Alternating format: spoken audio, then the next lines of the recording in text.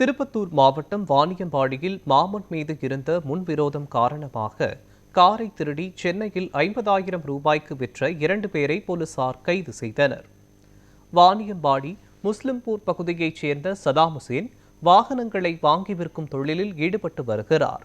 கடந்த சில தினங்களுக்கு முன்பு அவரது வீட்டின் வெளியே நிறுத்தி வைத்திருந்த ஸ்கார்பியோ கார் மர்மமான முறையில் திருடு போனது. இதுகுறித்து சதாம் ஹுசேன் வாணியம்பாடி நகர காவல் நிலையத்தில் புகார் அளித்ததை தொடர்ந்து போலீசார் வழக்கு பதிவு செய்து விசாரணை மேற்கொண்டனர். அப்போது சதாம் ஹுசேனின் மச்சான் வசீம் மீது சந்தேகம் எழுந்தது. அவரிடம் விசாரணை நடத்திய போது முன்னுக்கு பின் முரணான பதில்கள் அளித்ததால் காவல் நிலையத்திற்கு அழைத்து வந்து தீவிர விசாரணை மேற்கொள்ளப்பட்டது.